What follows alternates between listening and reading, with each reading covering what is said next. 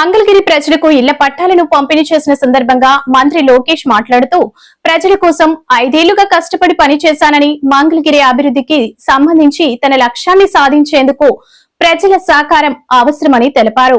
ఆయన 2019 ఎన్నికల్లో ఓడినప్పటికీ ప్రజల కోసం అనేక సంక్షేమ కార్యక్రమాలు చేపట్టినట్లు గుర్తు చేశారు. ఈ మాట నేను మీకు ఎందుకు చెప్తున్నానంటే, ఈ రోజు మంగళగిరి చేసేది రేపు రాష్ట్రం అంతా చేసే పరిస్థితికి మనందరం వచ్చాం. తల్లి, మన జీవిత ప్రయాణంలో అనేక నిర్ణయాలు తీసుకుంటాం. ఆ నిర్ణయాల పట్ల మన జీవితం నడుస్తుంది. 2019లో నేను ఒక నిర్ణయం తీసుకున్నా, మంగళగిరి నియోజకవర్గంలో పోటీ చేయాలని.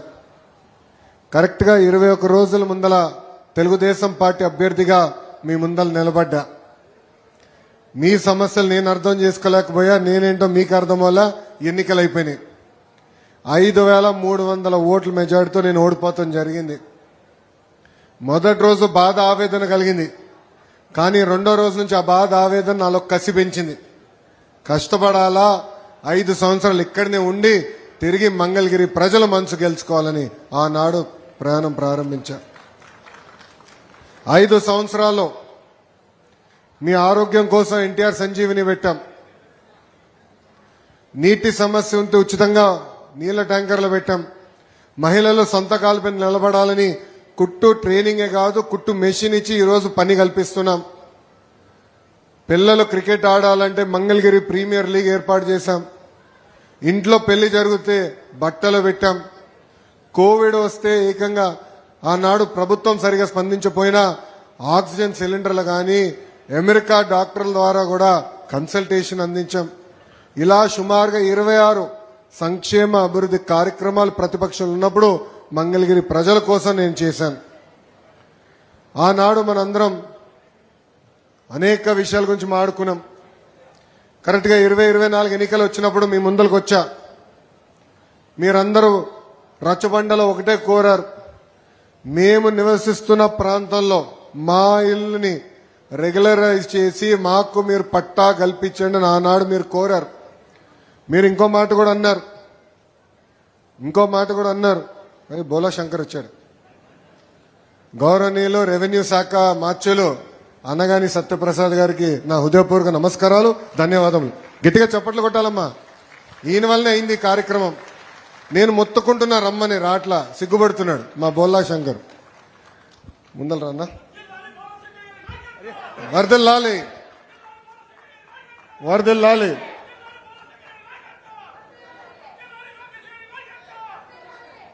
మీ దగ్గరకు వచ్చినప్పుడు మీరు పదే ఒక మాట అన్నారు.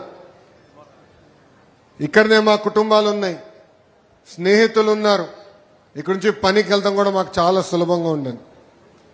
ఆనాడు మీకు చెప్పా, అన్నీ నేను ఒకేసారి చేయలేను, కొన్ని సంవత్సరం లోపల చేయొచ్చు, కొన్ని 2 సంవత్సరాలు పడితే. అటవీ భూమి అదేవిధంగా చెరువు ఉంటే అది కొంచెం ఎక్కువ సమయం పడుతుందని ఆనాడే హామీ ఇచ్చా. ఇచ్చిన హామీ మేరకు ఈరోజు నేను గర్వంగా చెప్పుకెళ్తున్నా, సంవత్సరం పూర్తయ్యే లోపలనే 3000 కుటుంబాలకి ఈరోజు బట్టలు పెట్టి పసుపు కుంకాలతో కూటమి ప్రభుత్వం మీకు పట్టాలు అందజేస్తుంది. అమ్మా, మీరందరూ ఒక్కసారి గుండెపైన చేయబెట్టుకుని ఆలోచించండి. ఈ కార్యక్రమం ప్రారంభించేటప్పుడు తెలుగుదేశం పార్టీ నాయకులు, జనసేన పార్టీ నాయకులు, బీజేపీ నాయకులు మీ ఇంటికి వచ్చారు, కొలతలు తీసుకున్నారు అధికారులతో సహా. మీ దగ్గర నుంచి ఒక కప్పు కాఫీ తాగలా, ఒక వాటర్ బాటిల్ కూడా తీసుకోలేదు తల్లి. అంటే ఒక పారదర్శకంగా రాష్ట్రం మొత్తం మన వైపు చూసి ఇట్లా చేయొచ్చా, ఇంత బాగా చేయొచ్చా అని ఆలోచించే విధంగా మేము చేశాం తల్లి. ఈరోజు దాదాపు చిల్లపల్లి గారు చెప్పినట్లు 1000 కోట్ల విలువైన భూమిని మీకు శాశ్వత హక్కు కూటమి ప్రభుత్వం కల్పిస్తుంది. తల్లి, ఈరోజు ఇస్తున్నాం మీ పట్టా. 2 వారాల తర్వాత వెళ్ళి రిజిస్టర్ చేసుకోవచ్చు. 2 సంవత్సరాల తర్వాత అమ్మే హక్కు కూడా మీకు వస్తుంది. అలా అని మీరు అమ్మద్దమ్మా, ఎవరు అమ్మద్దు. ఎందుకంటే రాష్ట్రం మొత్తం మంగళగిరి వైపు చూస్తుంది తల్లి. అమ్మా, నాడు చెప్పా, భూగర్భ డ్రైనేజ్ సమస్య ఉంది, తాగునీరు సమస్య ఉంది. అందుకే నేను గౌరవ ముఖ్యమంత్రి గారితో అదేవిధంగా మున్సిపల్ అడ్మినిస్ట్రేషన్ శాఖ మార్చులు నారాయణ గారితో మాట్లాడి మంగళగిరి కోసం ఒక కొత్త ప్రాజెక్ట్ తీసుకొస్తున్నాం. అది భూగర్భ డ్రైనేజ్, భూగర్భ నీరు, భూగర్భ గ్యాస్, భూగర్భ విద్యుత్ కూడా మంగళగిరి ప్రజలకి మేము అందించబోతున్నాం. ఆ కార్యక్రమం వచ్చే జూన్ మాసం నుంచి ప్రారంభిస్తున్నాం. తల్లి పిల్లలు ఆడుకునేదానికి పార్కులు ఏర్పాటు చేస్తున్నాం. మన మంగళగిరిలో అనేక చెరువులు ఉన్నాయి, ఆ చెరువులను అభివృద్ధి చేస్తున్నాం. ఇంకో పక్కన లక్ష్మీ నరసింహస్వామి గుడి కూడా ఉంది, గుడి కూడా అభివృద్ధి చేయడానికి మాస్టర్ ప్లాన్ రూపొందించాం. ఇట్లా ఇచ్చిన ప్రతి హామీ ఒక పద్ధతి ప్రకారం మీ లోకేష్ నిలబెట్టుకుంటూ వెళ్తున్నాడు. అమ్మా 2019లో నేను ఓడిపోయినప్పుడు అందరు ఎగతాళి చేశారు. అన్నగాని గారు ఆనాడు ఎమ్మెల్యేగా ఉన్నారు తెలుగుదేశం పార్టీ నుంచి. చంద్రబాబు నాయుడు గారిని కూడా అవమానించారు. శాసనసభ సాక్షిగా అన్నారు, లోకేష్ని గెలిపించలేకపోయావు, మీరు మాట్లాడేది ఏంటని. కానీ ఈ రోజు మీరు నాకు ఇచ్చిన మెజారిటీ దెబ్బకి అక్కడి నుంచి సౌండే లేదు తల్లి. నిన్న రాత్రి బాబు గారితో భోంచేస్తుంటే అడిగారు, రేపు కూడా మంగళగిరేనా అన్నారు. అవును గురుగారు, రేపు ఇంకొక రోజు అవుతే పట్టాల కార్యక్రమం అవుతుందని. రాష్ట్రం అంతా తిరగాలి కదరా అన్నారు. నేను ముందర ఇక్కడ బాధ్యత నెరవేర్చాలి, నా పరువు కాపాడారు.